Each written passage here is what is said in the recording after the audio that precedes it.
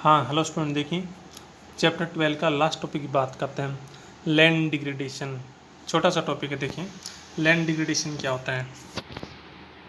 देखिए सोइल की जो फर्टिलिटी होती है ना, किसी वजह से सोइल की फर्टिलिटी ख़त्म हो जाती है और उसकी क्वालिटी कम हो जाती है, तो उसको हम क्या बोलते हैं, लैंड डिग्रेडेशन बोलते हैं। देखिए the pressure on agriculture land increase not only due to the limited availability but also by deteriorations of quality of agriculture land. देखिए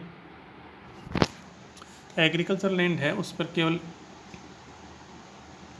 इस वजह से नहीं कि ज़मीन की लिमिटेड है, बल्कि ये भी है कि हमारे पास जो अच्छी ज़मीन है तो उसकी जो क्वालिटी है वो डिट्रिएशन मतलब उसका डिक्रीज हो रही है, तो उसकी वजह से क्या होता है, एग्रीकल्चर लैंड के ऊपर प्रेशर ज़्यादा हो रहा है। ठीक है, ये मेन रीजन देखिए, सोइल इरोजन है, वाटर लॉगिंग है, सेलिनाइजेशन है, अल्कानाइजेशन है। तो ये इससे क्या होता है, लैंड डिग्रेडेड होती है। मतलब ये कि सोइल की जो फर्टिलिटी होती है ना वो कम हो जाती है, और सोइल की फर्टिलिटी कम होने को हम क्या बोलते हैं, लैंड डिग्रेडेशन बोलते हैं।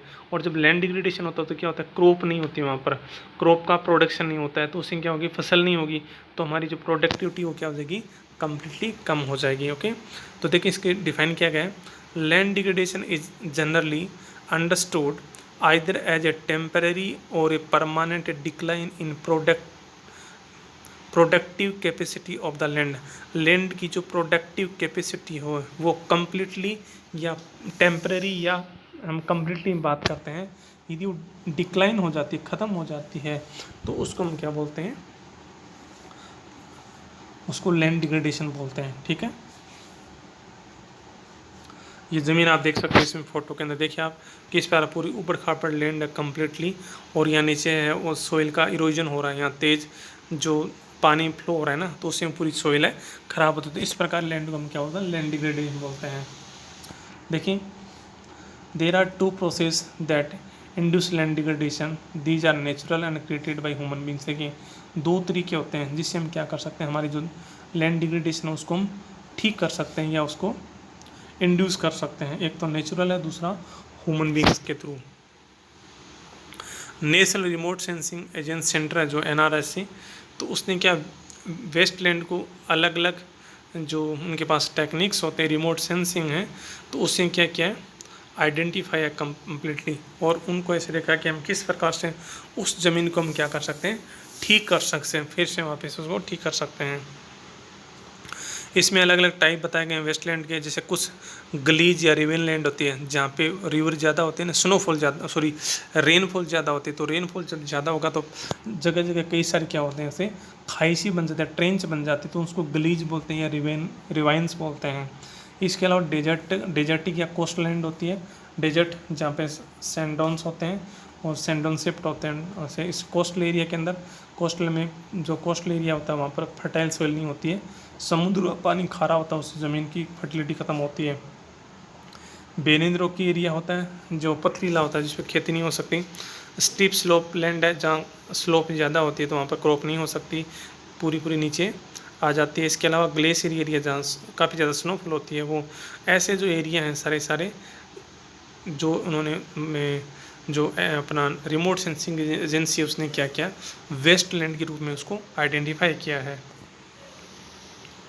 इसके अलावा हम बात करते हैं, there are other type of degraded land such as water logged and marsh area. कुछ ऐसी जहाँ पर एक्सेसिव रेनफॉल करते हैं ना, तो उससे क्या होता है, मार्स एरिया या वाटर लॉक्ड एरिया बन जाता है, दलदल बन जाता है ऐसे। इसके अलावा जहाँ पे सेलिनिटी होती है या एल्कानिटी है, pH मान ज़्यादा या कम होता है, तो उससे भी ज़मीन क्या होती है, ख़राब होती है ऐसे। ठीक है, और कुछ ज़मीन ऐसी होती है जिसको हमने कई दिनों से क्या उसमें डिफरेंट टाइप का एग्रीकल्चर या कुछ एक्टिविटी किया भी नहीं होता ऐसे डिफरेंट टाइप का, तो ये फैक्टर भी क्या करते हैं, लैंड को डिग्रेडेड करते हैं डिफरेंट टाइप के।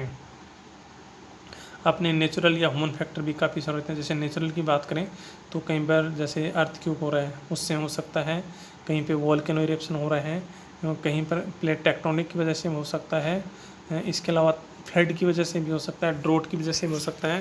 ह्यूमन फैक्टर की हम बात करते हैं तो हम डिफॉरेस्टेशन जो करते हैं, इसके अलावा बैड प्रैक्टिसेज ऑफ एग्रीकल्चर जो हम करते हैं, इसके अलावा ओपन ग्रेजिंग हम जो करते हैं, पशु चराते हैं, कई सारी चीज़ें होती हैं जिसकी वजह से क्या होता है, सोइल का डिग्रेडेशन होता है। There are some other types of wasteland such as degraded shifting cultivation area, degraded land under plantation crops, degraded forest, degraded pastures, mining, industrial wastelands, ये कई सारे ह्यूमन एक्टिविटीज़ होते हैं जिसकी वजह से क्या है शिफ्टिंग कल्टीवेशन। हम खेती को आपको पता है पढ़ा हमने शिफ्टिंग कल्टीवेशन, फॉरेस्ट एरिया होता है तो उसको हम 2 या 3 साल से अलग अलग एरिया को शिफ्ट करते रहते हैं, फॉरेस्ट को जलाते हैं, पेड़ काटते हैं उस वजह से। इसके अलावा जो प्लांटेशन क्रॉप्स करते हैं अलग अलग एरिया के अंदर उस वजह से भी हो सकता है। इसके अलावा फॉरेस्ट को हम डिफॉरेस्ट करते हैं, डिफरेंट टाइप के जो पास्चर्स होते हैं वहाँ पर एनिमल्स को ओपन ग्रेजिंग करते हैं, माइनिंग करते हैं, इंडस्ट्री करते हैं, तो इससे क्या होती है जो वेस्ट लैंड होती है वो सारी की सारी बढ़ जाती है, इंक्रीज हो जाती है। कुछ इसमें दिखा रखे हैं, टेबल में दिखा रखे हैं अलग अलग वेस्टलैंड इंडिया में जो है डिफरेंट टाइप की। टोटल वेस्टलैंड 17.98% है, इसमें बेरेन और अनकल्टिवेटेड वेस्टलैंड 2.18% है। इसके अलावा नेचुरल डिग्रेडेड जो लैंड है 2.4% है, नेचुरल और मैन मेड डिग्रेडेड लैंड 7.51 है, मैन मेड डिग्रेडेड लैंड 5.88 है और टोटल डिग्रेडेड 16.8 ऐसे। तो ये अलग अलग डेटा दे रखे हैं। तो मैन क्या है, मैन मेड जो एक्टिविटी सबसे ज़्यादा इन्वॉल्वमेंट है उसकी वजह से लैंड है ज़्यादा ख़राब हो रही है, ठीक है। तो मेन सिंपल सी जो सॉइल की फर्टिलिटी ख़त्म होती है तो क्या होती है सॉइल का डिग्रेडेशन होता है। अब उस सॉइल को वापस रिस्टोर किस प्रकार कर सकते हैं, उसकी फर्टिलिटी मेंटेन किस प्रकार कर सकते हैं, तो हम डिफरेंट टाइप की टेक्निक्स अप्लाई कर सकते हैं। हम यहाँ पे एक केस स्टडी करेंगे जो एक एमपी से रिलेटेड झाबुआ डिस्ट्रिक्ट की बात है। देखिए यहाँ पर क्या होता है। देखिए झाबुआ डिस्ट्रिक्ट वो एमपी के अंदर है, ठीक है, और ये इंडिया के अंदर जो जितने डिस्ट्रिक्ट्स हैं तो उसमें से बैकवर्ड है, तो 5 में से सबसे ज़्यादा बैकवर्ड एक झाबुआ डिस्ट्रिक्ट है, ठीक है। इंडिया में टोटल 5 ऐसे डिस्ट्रिक्ट हैं जो सबसे ज़्यादा मोस्ट बैकवर्ड है, तो उसमें से एक डिस्ट्रिक्ट कौन सा है झाबुआ जो एमपी में पड़ता है। यहाँ पर एक ट्राइबल रहती है, उस ट्राइबल उस कौन सी ट्राइब है भील ट्राइबल रहती है। जैसे आपने देखा पीछे हिमाचल प्रदेश में गद्दी रहती थी ना, वो भी ट्राइबल थी, तो ऐसे ट्राइब है यहाँ पर भील। ओके, यहाँ पर बड़ी प्रॉब्लम क्या देखिए, the people suffer due to poverty which has been accentuated by the high rate of resource degradation both forest and land। देखिए यहाँ पर हम बात करते हैं लोग हैं काफ़ी ज़्यादा गरीब हुए हैं, गरीबी की वजह से सफ़र कर रहे हैं। रीज़न क्या है यहाँ पर, एक तो जो रिसोर्सेज है लैंड का डिग्रेडेशन काफ़ी ज़्यादा हुआ है, ठीक है, और लैंड का डिग्रेडेशन होने से क्या हुआ है यहाँ पर फॉरेस्ट और लैंड दोनों ही प्रभावित हुए, क्योंकि आपको पता है जो लोग ट्राइबल एरिया में रहते हैं ना, ऐसे फॉरेस्ट में रहते हैं, तो उनका मेन सोर्स क्या होता है वहाँ लैंड होती है और फॉरेस्ट होता है, ठीक है। तो यहाँ पर काफ़ी ज़्यादा इसका डिग्रेडेशन हुआ है। अब उस डिग्रेडेशन को ख़त्म करने के लिए मतलब उस ज़मीन को अच्छा बनाने के लिए क्या क्या है वाटरशेड मैनेजमेंट प्रोग्राम यहाँ लॉन्च किया गया है। तो ये जो प्रोग्राम है ये मिनिस्ट्री ऑफ रूरल डेवलपमेंट और एग्रीकल्चर जो डिपार्टमेंट है उन दोनों ने क्या किया यहाँ पर इम्प्लीमेंट किया झाबुआ डिस्ट्रिक्ट के अंदर। किसके लिए कि यहाँ पर जो लैंड डिग्रेडेशन है उसको रोकना है हमें और सॉइल की फर्टिलिटी है उसको इम्प्रूव करना है, ठीक है। इसके लिए वाटरशेड मैनेजमेंट प्रोग्राम यहाँ भारत सरकार ने क्या है लॉन्च किया है। देखिए watershed management program acknowledge the linkage between land and water and vegetation and attempt to improve livelihoods of people through natural resources management and community participation। देखिए यहाँ पर हम बात करें वाटरशेड मैनेजमेंट प्रोग्राम के थ्रू क्या करेंगे, ये लोग लैंड है वाटर और वेजिटेशन तीनों के बीच के अंदर लिंकेज था ना से जिसे डिग्रेडेशन हुआ उसको वापस ठीक करेंगे। ठीक किया उन्होंने और लोगों की संख्या हुआ है जो सर्वाइव करने की जो लिवलीहुड है उसको उन्होंने इम्प्रूव किया है, ठीक है। और उसके अंदर काफ़ी सारा अच्छा सा नेचुरल रिसोर्स का मैनेजमेंट किया है और पब्लिक का पार्टिसिपेशन कम्युनिटी का पार्टिसिपेशन कराया। बगैर पब्लिक अवेयरनेस और पार्टिसिपेशन कोई चीज़ें अच्छे से सक्सेसफुल नहीं हो सकती। In the past 5 years, the program funded by the Ministry of Rural Development alone, implemented by Rajiv Gandhi Mission for Watershed Management, has treated 20% of the total area under Jhabua district. देखिए ये पिछले 5 साल की हम बात करें तो मिनिस्ट्री ऑफ रूरल डेवलपमेंट है उन्होंने जो पैसे दिए ना तो उससे यहाँ का जो झाबुआ डिस्ट्रिक्ट का एरिया था उसका लगभग 20% एरिया ना उसको ठीक कर दिया गया है, वहाँ पर अच्छे से खेती करना शुरू कर दी गई है। The Petlawad block of Jhabua is located in the northernmost part of the district and represent an interesting and successful case of government NGO partnership and community participation in managing watershed program। ये पेटलवाड जो block है झाबुआ का सबसे north west part में पड़ता है, तो वहाँ पर एनजीओ और गवर्नमेंट के पार्टनरशिप से क्या हुआ है, वाटरशेड जो प्रोग्राम है बहुत ही अच्छे ढंग से क्या है वहाँ पर मैनेज हुआ है।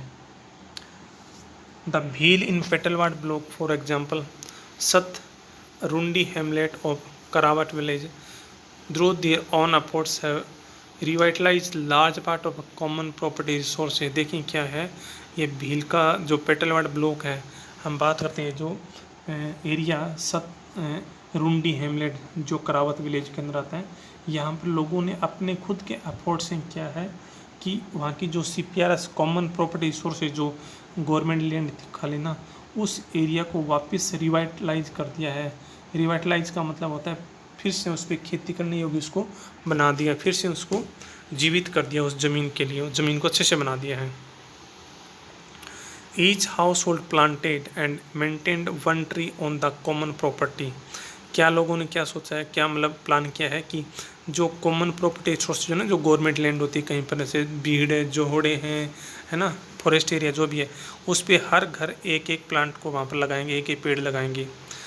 They also have planted photographs on the pasture land and adopted social fencing of these lands for at least 2 years. Even after that, they saw there would be no open grazing on these lands, but stall feeding of cattle, and they are thus confident that the pastures they have developed will sustain their cattle in future। देखिए इसके अलावा लोगों ने क्या open grazing completely बंद कर दिया। यहाँ पर लोग एक तो प्लांटेशन कर रहे हैं, दूसरे फोडर जो क्रॉप होते हैं ना, फोडर प्लांट्स जिससे चारा मिलता है पशुओं को, फोडर ग्रास होता है, उसका भी जो CPRS के अंदर उसमें उसकी खेती की है और चारों ओर से फेंसिंग कर दिया। फेंसिंग करने से क्या होगा, आवारा पशु हैं जो भी उसमें नहीं जाएंगे, और 2 साल के बाद क्या करेंगे, वहाँ पर स्टॉल फीडिंग करेंगे, पशुओं बांध के उनको क्या करेंगे, घास या फोडर क्रॉप है वो डाल देंगे। तो उससे क्या होगा, उससे ये होगा कि छोटे छोटे प्लांट हैं वो कभी उनको छोटे जो कैटल होते हैं, एनिमल्स होते हैं, वो खा नहीं सकते उनको, ठीक है। तो उससे क्या होगा, वहाँ पर काफ़ी ज़्यादा फॉरेस्ट बन जाएंगे। An interesting aspect of this experience is that before the community embarked upon the process of management of the pasture, there was encroachment on this land by a villager from an adjoining village। एक और अच्छी बात यह कि जहाँ पे लोग different type के एम्बार्कमेंट बनाए हैं पानी को स्टोर करने के लिए, उस पास्चर लैंड में पहले आसपास के दूसरे गांव के या पास के लोग थे ना, उन्होंने क्या कर रखा था, इंक्रोचमेंट कर रखा था। इंक्रोचमेंट का मतलब ये होता है उस पर कब्जा कर रखा था उस लैंड पे। अब वो कब्जा भी लोगों ने छोड़ दिया है, वहाँ पर लोग अच्छे से अपना सर्वाइव कर रहे हैं। The villagers called the tahsildar to ascertain the rights of the common land। The ensuing conflicts was tackled by the villagers by offering to make the defaulter encroaching on the CPR a member of their user group and sharing the benefits of the greening the common land and pastures। देखिए वहाँ की जो लोगों ने, जब लोगों को motivate किया गया, उसमें इन्वॉल्वमेंट किया गया, तो तहसीलदार से कहा कि आप जो CPR जो कॉमन लैंड उसके अधिकार राइट्स वो हमें दे दीजिए, और वहाँ पर जिन लोगों ने उस ज़मीन पे कब्जा या इलीगल वे से इंक्रोचमेंट कर रखे थे ना, वो लोग भी क्या करेंगे, हम यहाँ पर जो प्रोडक्शन करेंगे उसमें उनका भी शेयर होगा। तो वो उसके अंदर क्या होगा, फिर से हम क्या करेंगे, यहाँ पर ग्रीनरी शुरू कर देंगे, एग्रीकल्चर शुरू कर देंगे। इस प्रकार से जो बेरेन या वेस्ट लैंड था उस कम्प्लीटली उसको किस में कन्वर्ट कर दिया, ग्रीनरी लैंड में कन्वर्ट कर दिया गया है। तो इस प्रकार ये क्या है, केस स्टडी है जो झाबुआ डिस्ट्रिक्ट MP का है। आप इसमें देखिए फोटो देख सकते हो, पहले जो प्री इम्प्लीमेंटेशन इस प्रकार का था, पूरा बेरेन लैंड बन गया था, कोई ग्रीनरी नहीं थी, पानी कंप्लीट ऐसे वेस्ट चला जाता था। उसके बाद देखिए पोस्ट इम्प्लीमेंटेशन से बात कर सकते हैं, कंप्लीट ग्रीनरी हो गया ऐसे से। तो मैंने है कि लैंड किसी प्रकार हो सकते हैं, उसको हम क्या कर सकते हैं, उसको ठीक कर सकते हैं। और आज आप यदि उस झाबुआ की बात करते हैं तो पूरा एरिया है उसके अंदर काफ़ी ज़्यादा एग्रीकल्चर इरिगेशन वो सारी हो रही है। तो मैंने हमारे पास जो फॉरेस्ट, जो लैंड, जो रिसोर्सेज हैं, वाटर रिसोर्सेज हैं, उनका सही ढंग से क्या करना है, मैनेजमेंट करें तो हम सारी चीज़ों को अच्छे से कर सकते हैं। तो ऐसा ही इसके अंदर है, ठीक है। तो ये आपका चैप्टर क्या हो गया, कंप्लीट हो गया है। ओके।